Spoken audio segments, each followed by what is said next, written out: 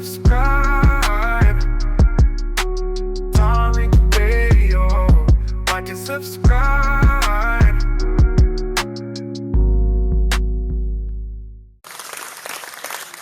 All right, I'm in the building. I'm in here, you in here. Round of applause to you. Round of applause to you, ladies and gentlemen. We are here, ready for the late night tap in with me, Tariq Nasheed, in the building. Glad to have all of you tuning in, ladies and we're going to chop it up like we always do. We're just waiting on everybody to get on up in the room. That's what we're waiting on. And y'all know how we get down before we start getting things cracking. Let me start shouting out some of the family. We got Brother Different in here. Different is always in here. Let me shout out some more of the regulars. We got N Yasmin. We got Kenny. We got Layla. We got Leo. We got Devontae. We got Big AD. We got Ani Asaru, Ty Sweets, um, Righteous Anger, Sexy D, Highland, Welsing, Twizzle, Wani, shout out to Wani, Hoodoo, the Tethernator, Shane. So shout out to all of you good folks. And shout out to everybody else too. Some of the people that I missed. A lot of stuff we're gonna chop it up on this broadcast about. I would like for everybody, before we get started, give me a retweet. Everybody just throw a retweet out there. Just retweet the link to this. Let everybody know that we're live right now. Give me that nice poppin' retweet, ladies and gentlemen. So listen, there's a thing going around on social media now where people, I think this started on TikTok. A sister made a video about what would happen to America if black folks just bounced. What would happen to America? What would happen to the United States? We got to unpack that because a lot of times we don't think in those terms. Now, not saying that we're going to leave, but just in a hypothetical sense, if we left America, what would happen to the U.S.? Because see, a lot of the white supremacists scream that oh, you guys need to go. Oh God, just go somewhere, dude. No, they don't want us to go nowhere. No, they need to keep us nice and close. The white supremacists don't want us going nowhere. Because let's look at this thing from a socio-political standpoint. What's up, Nikki the God? I see you, dear. Listen, if we, foundational Black Americans, we just bounce and say, hey, you know what, we're going to go somewhere else. We just going to rock out. So we'll holler at you. If we left, the first thing that would happen, the collapse of American popular culture, that would go down the drain. Because these foundational Black Americans, we're the backbone of American culture. Music, fashion, sports, entertainment, you see? And all of these genres that we've created, it would lose their innovator. It would lose the innovators and the cultural powerhouses. You think? The sports leagues would collapse. You understand? A lot of things would collapse. There would be a lot of economic loss because foundational Black Americans, as you know, we contribute over $1.6 trillion annually to the economy. You see, from consumer spending to business ownership. So, that would shrink the economic base. That would make a lot of people go out of business. The Asian hair care products, what they gonna do? What they gonna do with all of that Revlon? What they gonna do with all them bottles of pink oil moisturizer? All right. So the Arab-owned liquor stores, they're gonna collapse. Come on now, let's talk about it. Look at all these industries. These liquor stores are going to collapse. We're their customers. The many of the nail shops would collapse. Oh, it would be economic devastation. If we left, the prison industrial complex would collapse. And all of the satellite industries surrounding the industrial prison complex, because that's a business. We got to understand that's a big ass business. So think the economic loss is going to be insane if we were to leave. And then that would weaken global influence the US would have. The US, they've always used foundational Black American culture as a form of soft power to influence the world, you see. Because, see, without foundational Black Americans, the US would lose their cultural dominance. Yeah.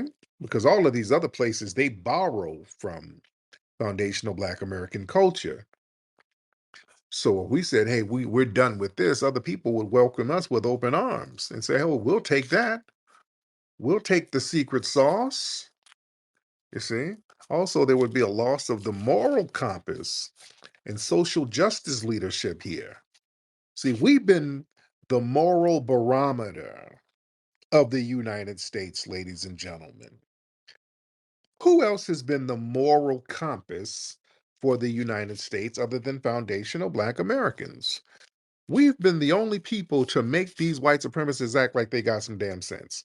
James Small used to say that. He was like, we're the only people who make them folks get some damn act right. You understand? We were the ones, and we had a conversation with the Tether last night from the UK talking about us Foundation Black Americans being nationless. The hell we are. Everything great about this nation policy wise and everything else, culturally, policy wise, and everything else, we've done it. We put it on the table. We forced that. We've pressed that issue. You see? And if we were to bounce, they would lose that moral compass. America would lose its conscience, and future resistant movements that'll just lack the soul and clarity that foundational Black Americans bring. That's why all of these movements that they got going on, that they're trying to do themselves. Look, they got a rally that they're supposed to be doing this weekend. Don't nobody give a damn about that. They're supposed to have a million people marching around the country against Trump or whatever. That ain't getting no traction because we ain't really stomping hard for it. That's why it's not getting no traction. And y'all be sure to stay your ass home. Don't y'all be out there trying to show out. It's gonna be we're gonna have somebody out there trying to get some white cooch or something, or get a white zaddy. Some of the tethers are gonna be out there cosplaying, so we got to be careful with that. You see, but if we were to leave the United States, there would be a decline in innovation and ingenuity. We're not going to act like we didn't invent a whole bunch of stuff and we're still inventing and creating. You understand? We're still inventors, we're still creators. There would be a lot of increased social fragmentation because, see, we as foundational Black Americans, we've always acted as the unifying force, across diverse groups. And without that division between whites, immigrants, and other communities, that would deepen.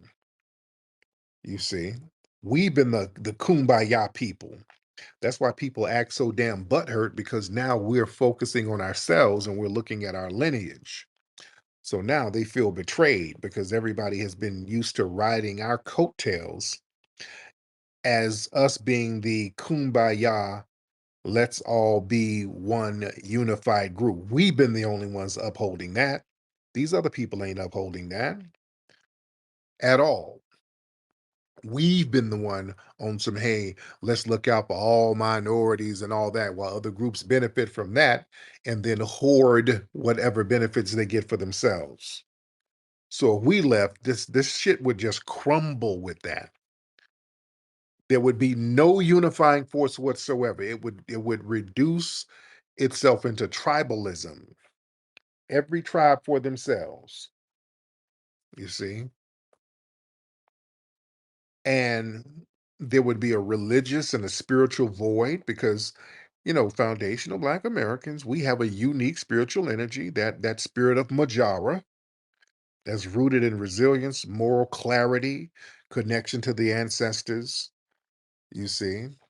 So our spiritual frameworks would vanish, leaving America spiritually destitute.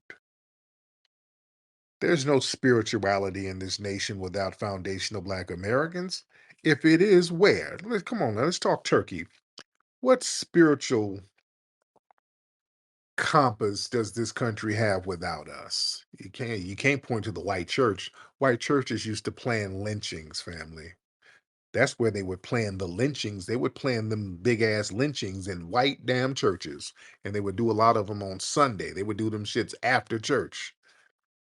Ain't in no moral position to point the finger or do anything. That's your moral compass. The Klan is a Christian organization.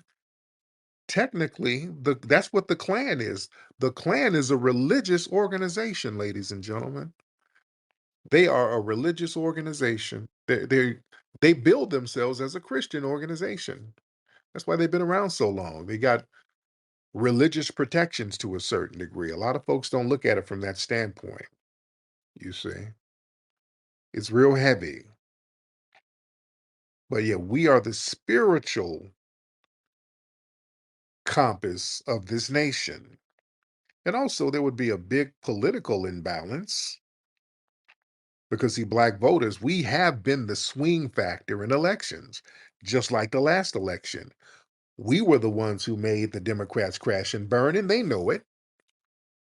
We've been the ones who pushed for civil rights legislation and many immigration laws that other people benefit from. So if we were not here, our absence, that would just destabilize political conditions all across the board. You see, it would be political chaos. You see, so there would be a major erosion of American identity from what's seen as American, like our slang, rhythm, our defiance to oppression. All of that's tied to the Black experience. Without that, America would be bland, homogenized, stripped of its culture. You see, you would be stripped of the creative tension that makes it vibrant. We are always the secret damn sauce as foundational Black Americans. And if you really want to get deep, deep with it, there would be a collapse in the racial hierarchy framework. See, that's the thing that's really going to be devastating because, see, the white supremacists, many of these white supremacists, the only thing that makes them wake up in the morning, because many of them are miserable, the only thing that makes them wake up in the morning is for them to say, hey, at least I'm not doing as bad as those blacks. Yeah, I might be in this trailer park with a meth pipe. I might have two nickels in my pocket, but yeah, at least some black folks are getting mistreated by the system, and I'm not in that position. You see, so without us being the relief valve for the angst of the white supremacists, oh, that racial hierarchy, it'll just collapse. Because yeah, that whole white America operates on the at least I'm not black narrative. So without us on the bottom rung, the white supremacists, they lose their comparative reference point that validates their superiority. You see, because there's nobody left to project inferiority to. You see, so the whole thing is it'll unravel. You know, so that'll force a collapse in identity for those who never built self worth without contrast. So I want y'all to understand how white supremacy works. There's nothing really supreme about them other than the position that they've artificially created. And they don't really have a real identity. Their identity is us. The white supremacy, they need an other to define themselves. See, that's why they need us here. We define them. They don't have a culture outside of systematic oppression. They don't have no culture, you see. And if we were to leave, that would create a deep identity void because their pride was never based. When they yell about white pride, what does that mean? That's not based on any kind of inner strength or accomplishments or virtue. It's built on opposition and control. We get to control that group over there. That's it. That's the only thing that makes us quote unquote supreme. And they have a $1 trillion military system in order to enforce the oppression. They need a $1 trillion military system on us. You see? So without that daily ritual of supremacy, quote unquote, over blackness, they're done. They're psychologically fractured. So it's back to the dark ages of Europe. They would collapse on themselves. Yeah. And that redirection of hostility, that's going to go to other groups. Without black people absorbing their frustration and their hostile energy, it has to go somewhere.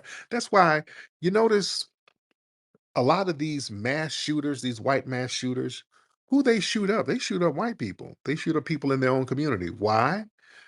Because if you look at, listen, when you see these white school shooters, and then you look at their manifesto, damn near every one of them share white supremacist views. They sit up here crying about black folks.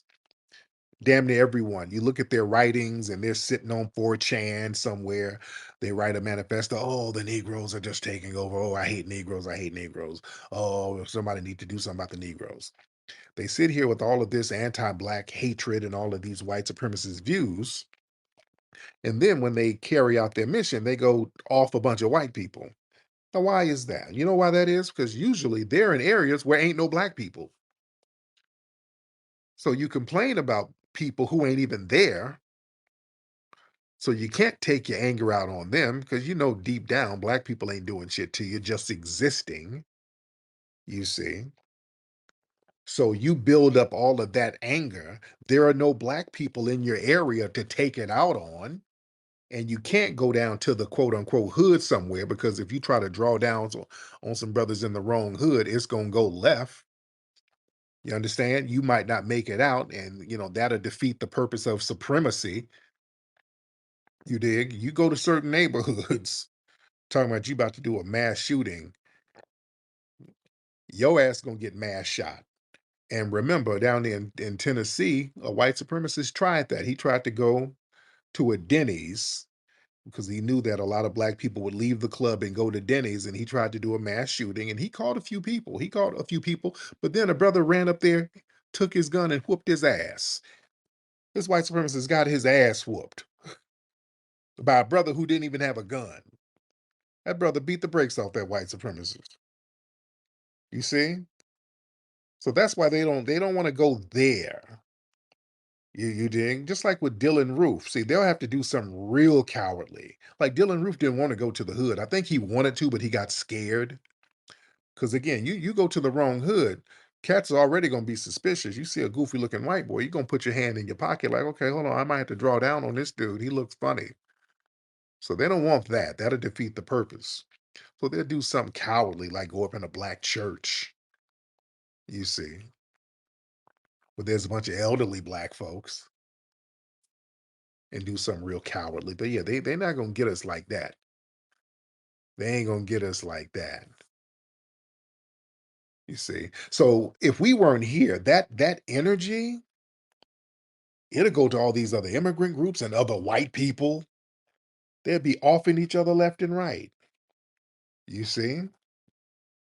And that'll destabilize the social fabric of this country. Because now look at how some of these other groups are getting some pushback now from some of this administration's policies, and we ain't there to absorb none of that. Notice how we ain't out here putting on the cape for nobody. These folks are losing their damn minds. These folks are losing their minds now, and all we doing is just sitting back chilling.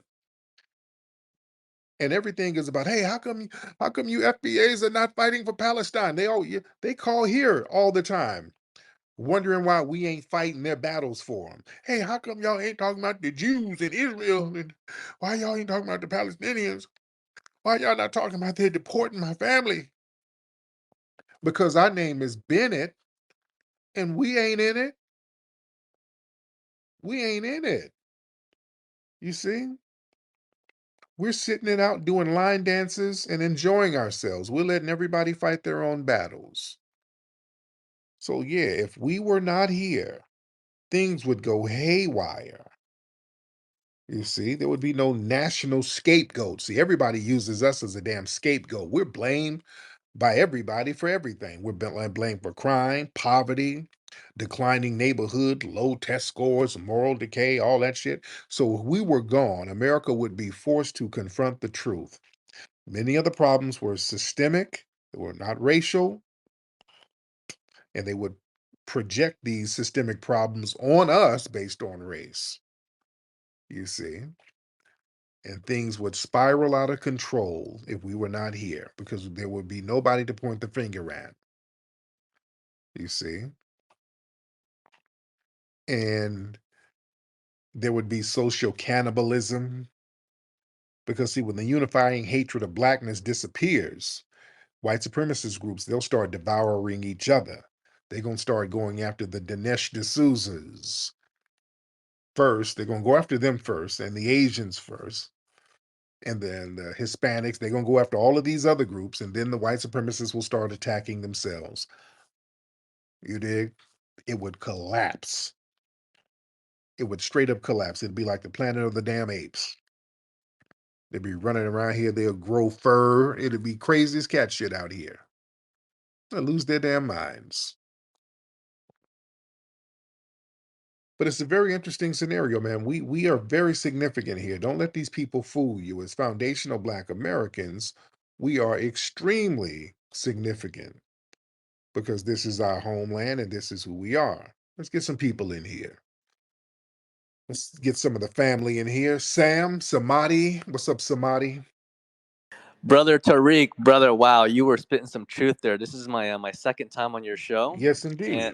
Yes, I was just either like profoundly impacted by the words that you were sharing, or I was just like cackling, like laughing, like just your way of articulating it is beautiful. I just want to say that in a I, very simple way. I appreciate that. So, what else is on your mind, sir?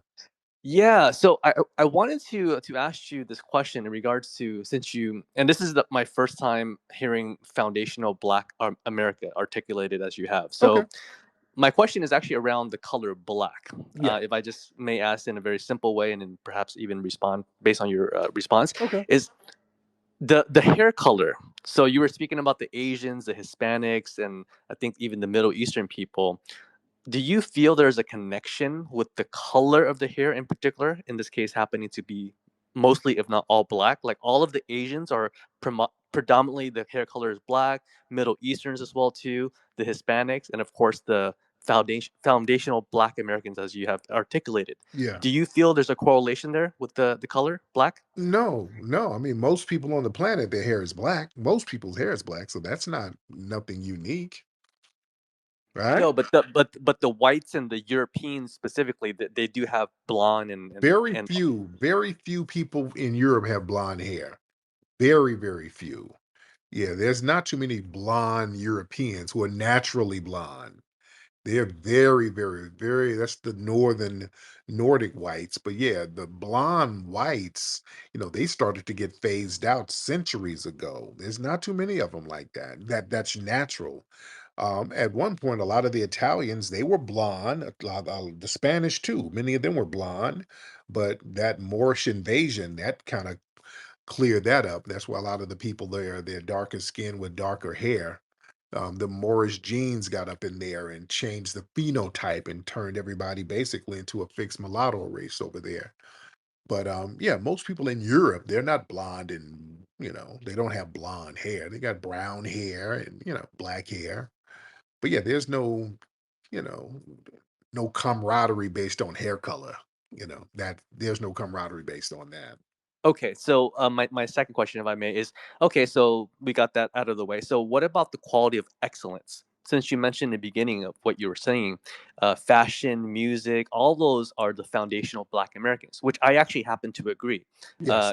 If you watch any of those particular industries, the the foundational Black Americans usually dominate every field. Now, in the other field, which I'm sure in the past, like science and all that, there have been those individuals, foundational Black Americans that have contributed. But Hmm. the Asians American in particular, or the Asians, do you feel that they also contributed based on excellence? I'm focusing on the word excellence No. in the modern field now that we're in, mainly technology, mainly science, all of those revelation, Yeah, generally speaking. many of them they do great. They do great things. And here's the thing. Asian people and all of these other groups, they've never been targeted and marginalized from specific fields as we, foundational Black Americans, we've been locked out of certain fields. We've been locked out of certain educational fields. So we've had to literally get it out the mud. We've been locked out of aviation fields.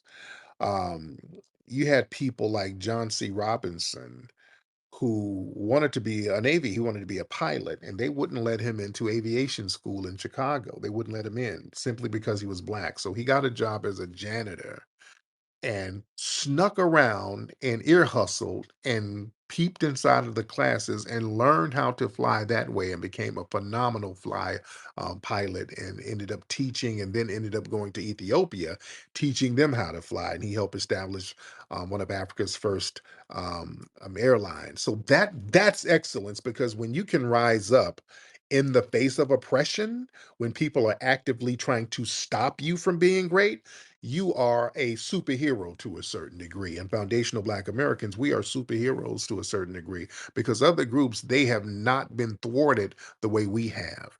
When you talk about Asian excellence, their businesses are allowed to thrive over here without any um, hindrance from the dominant society. In fact, when many Asian businesses are over here, and let me say this, and I've said this before, in illegal activities, the Asian community here, they're the real plug. They are in so much illegal goddamn activity that nobody talks about. It's never talked about. That whole model minority, the Asians have always been the plug. When I was in the streets decades ago, though I would deal with the Asians. I'm telling you what I know. They are clicked in with everything on street levels, but that's not promoted in the media. They kind of get a pass and they get um, propaganda protection to a certain degree. You don't show the underbelly. They never talk about the Asian mafia, how they control some of these ports and all of the dope and the guns are shipped in. Where do y'all think them guns come from? That's from Russia and all of those places. They're coming from them Asian ships coming into these port cities. Um, so when we talk about Asian excellence or excellence from a different group, show me a group that has been targeted and marginalized and still rose up against that. That's the real excellence, not people who are artificially elevated to certain positions and you turn a blind eye to their nefarious activities. That makes sense? No, you bring up very, very valid point, and I agree with you. Basically, the harder the challenge or the situation, when you're able to rise above that, versus Yeah. say, someone who's been spoon fed and given all the opportunities, all the doors are open to them. That's Yes. the same level of comparison, and I fully agree with your points. But I want to point out, and by the way, I come from an Asian background, and Okay. I resonate with everything that you shared in terms of the family concept and the respect for the elders, and basically the Asian community and the foundational Black community. I would like to say I again agree with all of the points you mentioned, so I'm not comparing here, but I feel we blend very well together because the oppression, maybe not to the level that you have articulated, rising from the struggles and learning a different language and everything in terms of the struggle aspect, plus the family and the just the respect for elders and society and the etiquette, right? We're not talking about the degraded aspects of certain people in the society, but overall as a culture, it's a very respectable culture, similar to what you articulated about the foundational Black American in terms of all the points that you've touched on. I feel the Asians really resonate with that. And I'm not Mm. speaking for all Asians. I'm just speaking Right. from the perspective from what I'm seeing, from what I resonate with. Let's just say that. Right. Well, well, when Asians were coming over here in large numbers, when there were immigration waves, the Black community really supported the Asian community. Because you remember in the '60s, at the time, we're going through Vietnam. Then before that was the Korean War, and there was something called the Yellow Peril, white supremacist society. They were shitting on Asians.